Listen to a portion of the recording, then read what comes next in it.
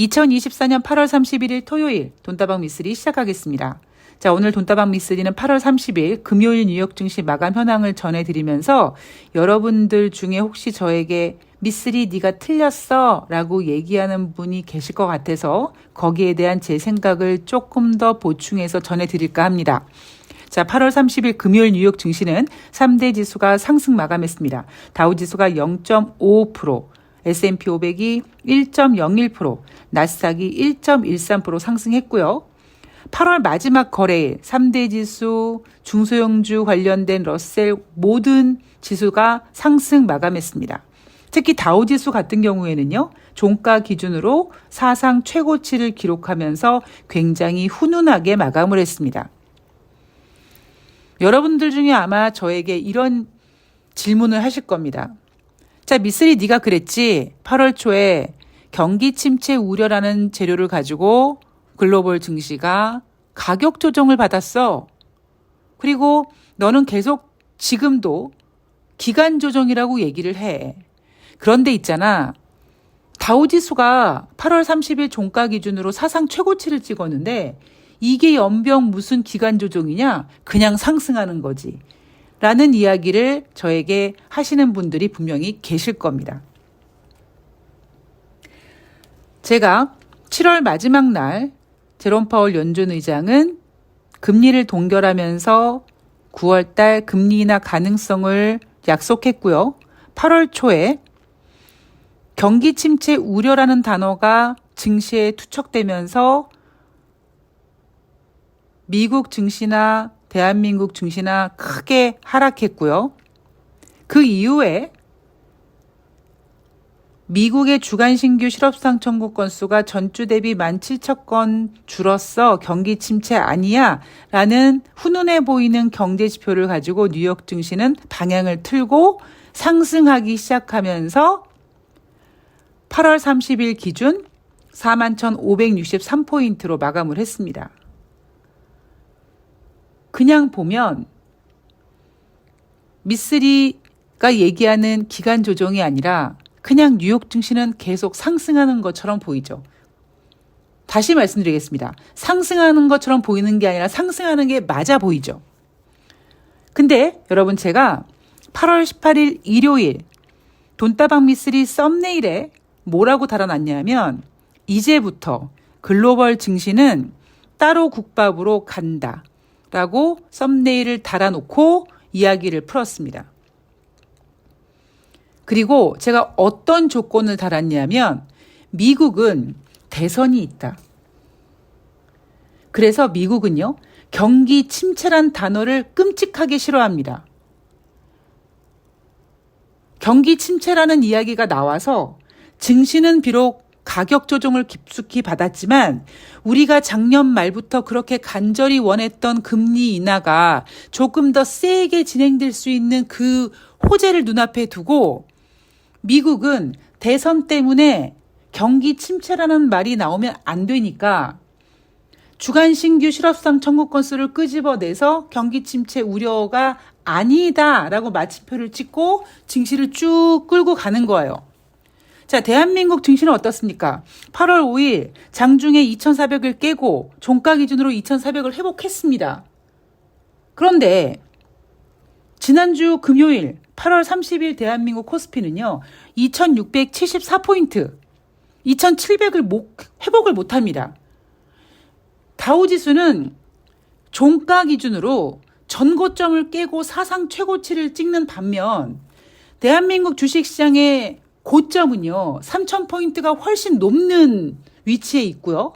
최근 고점이라고 하는 지표가 7월 11일인가 찍었던 2,896포인트인데 못 가잖아요. 전고점을 못 가지 않습니까? 미국도 마찬가지예요. 미국도 지금 경제 지표 다 둔화되고 있고요. 그렇게 경제 좋다고 자랑질을 했던 고용지표도 지난 4월달, 5월달 이래저래 수정질을 하고 하면서 결론적으로 봤을 때 미국은 지금 경기가 좋다고 얘기할 수가 없는 상황이지만 대선이 있다 보니까 경기 침체라는 단어만 나오면 안 돼. 그래서 이래저래 포장해서 지금 지수를 끌어올리는 거예요. 저는 지금도 미국은 기간 조정이라고 생각을 합니다. 제가 왜 좀 우아해 보이게 전문 용어인 것처럼 기간 조정이란 말을 쓰냐면 저질이라는 단어는 약간 대한민국 주식시장에 조금 더 적합하고 그러다 보니까 제가 글로벌 증시는 가격 조정 이후에 기간 조정을 하고 있는데 제가 8월 18일 일요일 이제 증시는 따로 국밥으로 간다. 미국은 고공행진하지만 대한민국은 못 가잖아요. 미쓰리가 얘기한 게 이런 거구나라는 걸 여러분들께서 좀 느껴주셨으면 좋겠습니다. 또 하나, 어제 방송에서도 그렇고 제가 최근 지난주 금요일 코스피가 2674포인트인데 저는 이 상태에서 한 단계 조금 더 레벨 다운될 것 같다라는 이야기 해드렸죠. 근거가 뭐냐라고 물어보신다면 주식은요. 이슈를 땡겨서 쓰고 빨리 쓰고 다음 거를 기다립니다. 그런데 지금 투자자들은 금리 인하를 기다리고 있으면서도 뉴욕 증시 마감 현황에서 나오는 개인 소비 지출이 예상치보다 둔화됐대. 이제 인플레이션 안정되겠네. 여기에 꽂혀서 헤매고 있는 겁니다. 제가 그랬잖아요, 여러분. 주식시장은요, 이제 인플레이션 관심도 없고요. 그리고 지금 인플레이션이 저렇게 둔화되는 거는 경기가 둔화돼서 그런 거다. 제가 작년 연말부터 여러분 이제 더 이상 연준이 금리 인상으로 인플레이션을 잡을 수는 없습니다. 금리 인상 못할 겁니다. 오히려 경기 둔화라는 이야기가 나오면서 금리 인하 가능성이 커지고 그 경기 둔화 조금 더 나아가서는 경기 침체라는 녀석이 인플레이션을 자연스럽게 둔화시킬 거다. 지금 그 현상이 나타나고 있는 거예요. 그런데 지금 현재로 미국은요. 경기 침체란 이야기를 조금 더 소화시키면서 뉴욕 증시를 좀 어느 정도 물갈이도 하고 그리고 9월 달에 금리도 25bp가 아니라 50bp 정도 강력한 금리 인하, 일명 빅컷이라고 하는 금리 인하 정도가 나와주면 좋은데 그거를 어쩌니 경기 침체를 소화시켜야 되다 보니까 미국은 그게 세상 불편한 거예요. 그러면 지금 상태에서 9월 달 25bp가 거의 확정적입니다. 그럼 제가 늘 그러잖아요. 9월 달 FOMC가 대한민국 추석 연휴와 같이 맞물려 있죠. 9월 17일부터 18일까지 예정되어 있는데 그때 9월 달 25bp 인하한다고 한들 뉴욕 증시가 와 하면서 금리 인하로 42,000, 43,000, 44,000 갈 수 있을까요? 못 갈 거라고요. 뉴욕 증시는 어떻게 해서든지 경기 침체를 주식시장에서 배제시키려고 꺼이 올라갔단 말이에요. 여러분 8월 5일 날 다우지수가요. 저가가 38,499포인트였습니다. 그런데 영업일수로 30일도 안 됐는데 41,563포인트까지 엄청난 상승을 보였어요. 인생이나 주식이나 한쪽 방향으로만 가는 게 없다 보니 뉴욕 증시는 굉장히 많은 피로감을 느낄 겁니다. 그러나 여전히 투자자들은 아니야 9월 달에 금리 인하할 거야 라고 바라고 있지만 주식시장은 재미없어 한다고요. 그리고 제가 어느 정도 기간 조정이라는 거를 진행하는 동안에 어느 정도 방향을 틀 텐데 그게 과연 언제일까? 제가 어제 방송에서도 말씀을 드렸듯이 8월 30일 금요일 날 미국에서 발표되는 개인 소비 지출 이거 재미없다고 했잖아요. 경기 지표를 보면은요. 7월 달 개인 소비 지출 가격 지수가 전월 대비 0.2% 밖에 증가되지 않았는데 시장 예상치에 부합했대요. 전년 동기 대비로는 2.5% 증가됐는데 시장 예상치 2.6보다도 둔화됐대요. 변동성이 큰 품목을 제외하고 개인 소비 지출 가격 지수, 근원 개인 소비 가격 지출은 전월 대비 0.2% 상승해서 예상치에 부합했고 전년 동기 대비 2.6%밖에 상승하지 않아서 시장 예상치 2.7%보다도 둔화됐다고 합니다. 그러면 이 지표를 보고 이 개인 소비 지출을 보고 와 전년 동월 대비 예상치보다 둔화됐다. 드디어 인플레이션이 잡혔다 하고 뉴욕 증시가 다우지수가 고점을 찍었겠냐고요. 아니라고요. 그냥 뉴욕 증시는 경기 침체 우려라는 걸 해소하고자 그냥 끌어올리는 겁니다. 그냥. 대한민국 못 가잖아요. 제가 분명히 8월 18일 날 이제 글로벌 증시는 따로 국밥이라고 말씀을 드렸습니다. 저는 그래서 미국 증시나 대한민국 증시나 기간 조정이라는 이야기를 해드리는 거고, 제가 어제 방송에서도 7월달 개인 소비 지출 이거 별로 의미 없을 것이다. 방향성을 잡지 못할 것이다. 그럼 과연 언제 잡겠느냐? 9월 초에 발표 예정인, 즉 9월 6일 발표 예정인 8월달 비농업자 고용자 지수와 실업률인데 이것도 뭐 어떻게든지 포장할 가능성이 높겠죠. 근데 만약에 포장하지 않고 예상치보다 비농업자 고용자 지수가 둔화됐고 지금 미국의 실업률이 4.4인데 만약에 실업률이 0.1이라도 올라갔을 때는 다시 사람들은 경기 침체 우려 아니야? 고용이 너무 안 좋은 거 아니야? 9월 달에 25bp로 부족하지 않을까? 이런 생각을 하게 된다고. 제가 따로 국밥 이야기를 해드리면서 그날 방송에서 말씀을 드렸는지 모르겠습니다만 테마주에서 1등주가 테마를 형성하고 가격을 치고 나가잖아요. 그러면 어떤 테마가 형성되고 개인들이 그 1등주를 사고 싶은데 너무 가파르게 움직이기도 하고 그렇게 올라가다 보니 너무 가격적인 부담이 크니까 개인들은 1등주를 따라갈 생각, 1등주를 잡을 생각을 하지 않고 혹시 그거보다 조금 더 저평가되어 있는 다른 2등주는 없을까를 참습니다. 그리고 2등주를 들어가죠.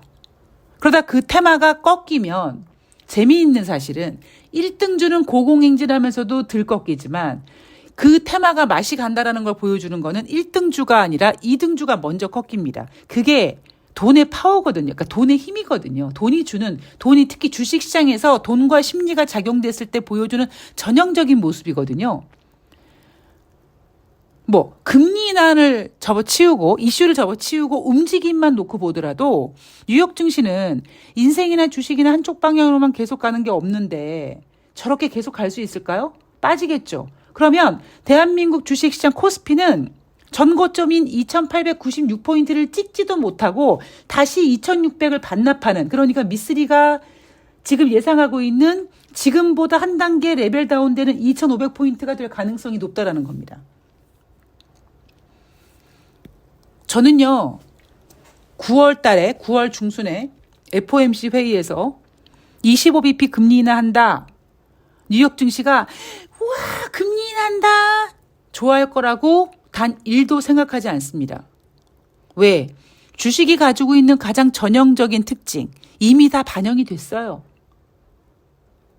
오히려 만약에 25bp 금리 인하했을 때 그 이슈를 가지고 차익 실현이 더 강력해질 수 있고요. 무엇보다 작년 연말부터 떡 줄 사람은 생각하진 않는데 김칫국부터 마시는 이 투자자들이 금리 인하를 꿈꾸다 올해 6번에서 7번까지 꿈꿨던 투자자들이 과연 9월달 25bp 하나 가지고 흥분할 만한 하겠냐고요. 제가 가끔씩 지금 미국 여러분 그러니까 미국 지금 경제가 좋지 않습니다라면서 얘기를 계속했던 부분 중에 하나가 뭐냐면 지금 미국 국민들은 21세기 들어와서 가장 높은 수준의 금리를 유지하고 있고 그로 인해 고통받고 있다고요. 그 상태에서 25bp 딱 인하한다고 아이고 우리 집 가게가 좀 펴질 것 같네. 우리 기업이 이자 비용이 좀 없을 것 같네. 이렇게 될까요? 그게 안 된다라는 겁니다. 제가 개인 소비 지출 별로 영향 없을 것입니다 라고 말씀을 드렸잖아요. 잘 생각해 보십시오, 여러분. 지금 화두가 인플레이션입니까? 지금 우리가 인플레이션 걱정하고 있어요? 아이고 인플레이션이 올라가서 다시 연준이 금리를 인상하면 어떻게 하지? 우리 이거 걱정하고 있습니까? 아니잖아요. 우리는 이제는 9월 달에 당연히 금리 인하하는 거고 그러면 25 할까 50 할까 이거 고민하고 있는데 계속 미국은 경기 침체의 그림자를 없애기 위해서 25면 돼 하고 있지만 주식시장은 25 가지고 어린 반푼어치도 없다라고 하는 거죠. 그냥 8월 30일 뉴욕 증시는 올라가고 싶었던 거예요. 그냥 쫙 그냥 왜 어디를 가면 제가 그 12구 참사, 그 이태원 참사 이후에 이런 비유를 잘 쓰고 싶지 않았는데 왜 되게 군중이 많은 사람들이 많은 곳에 가면 그 물이 휩쓸리다 보면 내가 내 걸음으로 가는 게 내 의지대로 가는 게 아니라 그냥 이렇게 쭉 밀려가지 않습니까? 그러니까 지금 뉴욕 증시가 그렇게 밀려가는 거예요. 왜? 11월 달 대선이 있기 때문에. 그런데 그것도 마찬가지로 이제 9월 달 넘어가면 대선이 대략 한 2달 조금 넘게 남지 않았습니까? 그 상태에서 미국이 계속 갈 수 있겠는가? 미국도 꺾이겠죠. 이제 대선의 맛을 어느 정도 제가 어제 방송에서도 말씀을 드렸듯이 작년 연말부터 만들어진 금리 인하 기대감. 애플은 매도 보고서 나왔는데 애플 치워. 그러면 AI 성장 기대감, 금리 인하 기대감, 이 두 녀석의 기대감으로 7월 달까지 쭉 끌고 왔는데 하반기에는 이제 더 이상 그 기대감으로 끌고 가긴 어려울 거라고 계속 얘기하지 않습니까? 그래서 엔비디아도 지난번에 실적을 발표하긴 했는데 예상치보다 윗돌긴 했는데 그 예상치가 윗돌았던 이유가 눈높이를 낮춰놨더니 예상치에 부합해서 좋아했는데 잘 생각해 봤더니 너무 눈높이를 낮춰놔서 매출 총이익률이 2년 만에 처음으로 전분기 대비 하락했고 하물며 실적 가이던스가 시장 예상치를 거의 벗어나지 못했다. 이게 어떤 일이냐면 우리가 엔비디아에 거는 기대감이 너무 커진 거예요. 그러니까 웬간에서는 이 정도는 뭐 예상치에 부합했는데 예상치에 무슨 개미 콧구멍만한 이 실적 가지고 이거 전분기 대비 하락했네 뭐. 그리고 엔비디아 갖고 있는 게 기대감인데 앞으로 가이던스 앞으로 뭐 보는 거 별로네 뭐. 우리가 지금 너무 눈높이가 높아져 가지고 웬간한 건 눈 하나 깜빡하지 않는다니까요. 이번 주 내내 엔비디아의 실적을 앞두고 어쩌고 저쩌고 했는데 그 실적 발표를 봤더니 예상치에 부합했어요. 근데 올라갔습니까? 와, 예상치에 부합해는 좋은 성적이었어. 여기에 만족했습니까? 만족하지 못하잖아요. 냉정하게 봤더니 예상치를 너무 낮춰놨기 때문에 매출 총이익이 2년 만에 전분기 대비 하락했고 자 그래 엔비디아는 실적을 본 게 아니라 뭐 기대감을 본 건데 앞으로의 가이던스도 뭐 그닥 그렇게 이것 때문에 어제 그 엔비디아가 3% 이상 빠진 거 아닙니까? 금리 인하도 마찬가지라고요. 이미 작년부터 올해 3월 달, 뭐 7월 달 뭐 이렇게 하다가 올해 6번에서 7번까지 금리 인하 할 수 있어. 이 기대감으로 쭉 끌고 왔는데 9월 달에 고작 25bp 금리 인하 한다고 와 금리 인하 해서 올라갈 수 있겠냐고요. 그래서 제가 금리 인하 기대감, 엔비디아 성장 기대감으로 끌어올릴 수 있는 거는 상반기까지고 하반기는 더 이상 어려울 것이다. 라고 말씀을 드렸고 그나마 그럼 조금 더 강력한 금리 인하 그럼 한 50bp 정도 해서 50bp를 얻기 위해서는 우리는 경기 침체를 필히 한번 숙제처럼 겪어야 된다. 근데 미국은요. 올해 대선이 없었으면 이 지랄을 안 할 텐데 지금 대선 때문에 경기 침체란 말이 나오면 안 되는 거예요. 그러니까 그때 어땠습니까? 그 하찮은 주간 신규 실업수당 청구 건수 전주 대비 17,000건 그거 한 번 줄었다고 경기 침체 아니라고 하면서 50bp 금리 인하를 뒤로 쑥 빼냈죠. 이거를 챙기자니 이거를 놓칠 것 같고 이거를 챙기자니 이걸 놓칠 것 같고 지금 미국은 이러고 있고요. 다시 말씀드리지만 이날 뉴욕 증시가 뭐 인플레이션이 안정적인 흐름이어서 9월달 금리 인하 주기가 시작될 예정이기 때문에 뉴욕 증시가 올라갔다고요? 개콧구녕 같은 소리입니다, 진짜. 그냥 쭉 끌어서 올려온 거예요. 어차피 9월 초에 비농업자 고용자 지수, 실업률 또 한번 경기 침체 우려냐 아니냐 테스트를 한번 해야 되고 뉴욕 증시도 그 상승 피로감이 있기 때문에 한번 쉬어가야 되는 구간이 있다 보니까 오를 수 있을 때 우리가 왜 그러잖아요. 돈 버는 것도 물 들어올 때 놓줘야 된다. 뭐 이러지 않습니까? 올라갈 수 있을 때 확실하게 올려놔야지 다시 빠질 때 어느 정도 지수를 지지하는 정도가 되는 겁니다. 대한민국 주식시장은 저질이어서 미쓰리가 지금 몇 년째, 한 2, 3년째 얘기하고 있는 당분간 3,000포인트 어렵고, 그리고 3,000포인트 전고 좀 뚫을 생각은 하지도 마시고요. 현재로도 전고점인 2,896포인트 못 찍잖아요. 이 상태에서 미국 증시가 만약에 조정받으면, 하락하면 대한민국 주식시장은 아싸 미국 형님이 조정받으니까 내가 올라가야지 그럴까요? 천만의 말씀이죠. 그래서 아마 9월 달에는 2,500포인트를 우리가 영접해야 되는 날이 오지 않을까 싶습니다. 제가 계속 뭐 이벤트 이야기하고 막 미친 듯이 매매할 준비한다고 말씀드렸죠. 아주 신났습니다. 저는 아주 그냥. 자, 주식이 여러분 항상 말씀드리지만 지수가 오른다고 여러분들 종목이 올라가는 거 아니에요. 지수가 빠져도 여러분이 있는 종목이 빠지는 게 아닙니다. 지수에 너무 매몰되지 마세요. 제가 지금까지 이렇게 주식하면서 제일 꼴불견이 뭐냐면 주식시장 3,000포인트 가면요 여기저기 뭐 사람들만 모이면 주식 얘기야. 뭐 ELS가 어쩌고 ETF가 어쩌고 뭐 지수가 얼마까지 가고 어쩌고 저쩌고. 진짜 웃기는 소리거든요. 지수가 오르던 지수가 오르지 않던 그냥 나는 내가 아는 종목 들어가서 적당히 들어가서 목표 수익률 딱 찍고 정리하고 수익금 빼고 널린 게 종목인데 종목이 수천 개인데 물반 고기반인데 그럼 또 기다렸다가 혹은 또 바로 다른 종목 사면 되고 이게 주식이에요. 괜히 그냥 능력도 없는 전문가들이 그냥 나와서 헛소리하고 뭐가 있는 것처럼 그냥 나불거려가지고 괜히 투자자들만 그냥 투자자들 간만 불프게 하는 거잖아요. 제가 좋아하는 여러 가지 문구가 있는데요. 저는 가장 좋아하는 문구 중에 하나가 뭐냐면 국어를 배웠으면 주제 파악을 해야 되고 산수를 배웠으면 분수를 알아야 된답니다.